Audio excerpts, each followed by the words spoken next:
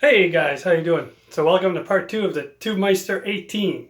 So since I put out that video and did a bunch of sound clips and stuff, um, I wasn't impressed, and neither were you guys. It's like, right? It's an okay amp. It has a lot of nice features on it, but it just leaves a lot to be desired sound-wise. So I don't like to just like give up on stuff, as soon as I get it. So I tried a few things, and I'm going to share this with you, and some of you guys may or may not agree, and that's fine. But to my ears here, in a kind of real life situation, not using recording software, presses or whatever, this is what I figured out, and I made some adjustments, and I will share that with you as well. Probably on the second half of this video, or I might post a second video depending how long this one is. But so let's get right to it. So all right, so here it is. You'll notice the logo's gone. I'm not a logo guy, and you'll notice I got a bunch of screws in the back there that have been removed. So those 16 screws hold the back cover. So here's what I figured out. So after the video, I took my implicit audio cabinet that I built. Okay, so that's just the 1x10, and it has the Jensen special design. Yeah, let me get out of the light. So right, simple cab, just 10-inch speaker, Jensen special design speaker in it. The P10R, same speaker that comes in the Pro Juniors, the version 4s.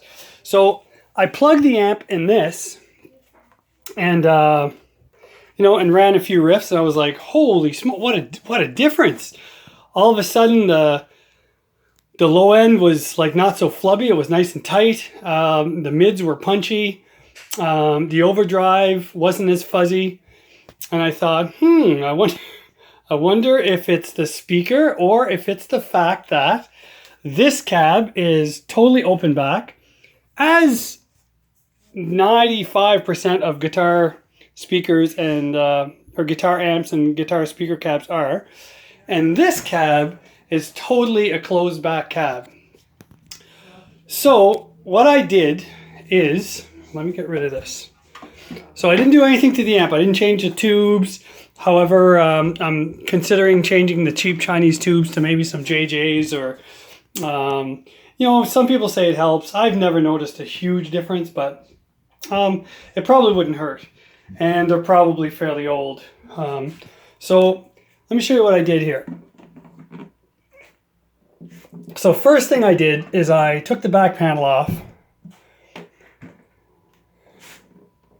Let me show you. Okay. So I took the back panel off, and I installed my adapter ring. And I also installed the Jensen speaker in this cabinet. So this adapter ring, if you've seen my other videos, this adapter ring, the only thing it does is it reduces, it mounts with the original speaker. So this is what the Vintage 30 speaker was mounted with, these screws. So my adapter ring goes in there. The Vintage 30 speaker screws hold the adapter ring in place. And then I have extra screws that mount the speaker to my adapter ring. So basically now I have a 110 cab, and it's great. And with these adapter rings, the way I designed it is I can mount the speaker from the front or from the back. But in this cab, it was rear loaded like it is now, so I'm just going to leave it that way. So basically, so then what I did, because I wanted to see how this cabinet reacted with this speaker as opposed to this speaker, which is the Vintage 30. And you know what? It sounded better. But when I put it side by side to my implicit audio cabinet, the implicit audio cabinet seemed just fuller, and I don't know, just the frequencies and the notes seem to just ring out more. So then I thought, well, maybe it's because the cabinet has a closed back. I know it's got 2 small ports, but how much air actually, like from a speaker this size especially, can hit the back of the cab, right? Like the back panel, and get pushed out these 2 little holes, like as opposed to having an open back cab. So what I did is I took the screws off, which is why they're all down there. I took the screws off and I just leaned the cab back. So I was playing guitar and I had my daughter just pull the cab off the amp and then put it back and then pull the cab, and the difference was amazing with an open back cab. So what I did, and you guys might be like, what did you do? I cut a hole in it. So, so that's what it looks like now. So I cut a hole in it. I think it's like 15 inches wide by 8 inches across. And the piece that I cut out, I peeled the vinyl off of it, and I was able to glue strips of vinyl on the inside edge here. So it's not, it's not a pro job, but it looks kind of like it's finished. So, so yeah, I just did it that way. And now this speaker gets tons of air, and it's very airy, and then you got place to put your guitar cables and stuff inside the cab, whereas before you didn't. So it's a lot more practical, and these are nice cabs. Like, they're made of birch plywood, and they're not the cheap pressboard material or the MDF stuff. So there's nothing wrong with them, but I just feel that for guitar, closed back cabs are just not the way to go. And I'm not sure about you guys, but these speakers, I know everybody, well, I shouldn't say everybody, but a lot of people rave about these speakers. Oh, the Vintage 30, the Vintage 30.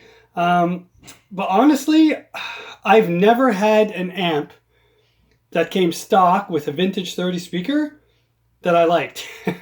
As much as I tried to like it, that speaker always ended up getting changed.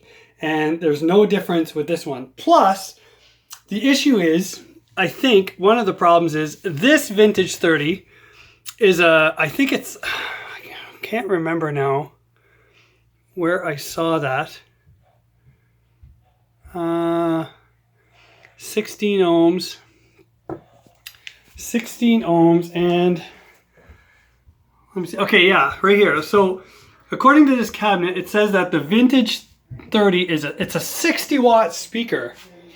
All right, but this amp is only 18 watts. That's if you're running it on full. You can be running it on 1 watt or on 5 watts. So an 18 watt amp pushing a 15 watt or a 60 watt speaker doesn't give you a whole lot of thump. So these Jensen speakers are 25 watts. So now I have a 25 watt speaker in here getting pushed by an 18 watt amp. So more like if you look at some of the 15 watt like Dr. Z amps have an Alnico Blue speaker in them, and they'll be roughly, it'll be an 18 watt or 15 watt or 25 watt speaker for the similar wattage amplifier. So the speaker really moves at most volume levels. So I thought maybe that might be the reason why changing the speaker helped. But I really don't like those Vintage 30s, especially in a closed back amplifier or cabinet.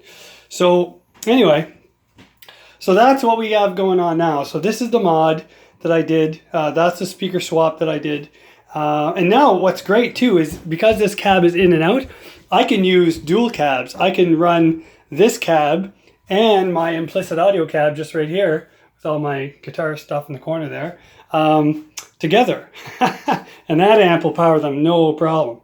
So anyway, I'm going to run a few tests with that, but I might do it at my gig tonight. Today's Friday, and I have a gig tomorrow night with a new band that we just started. It's just a 3-piece band.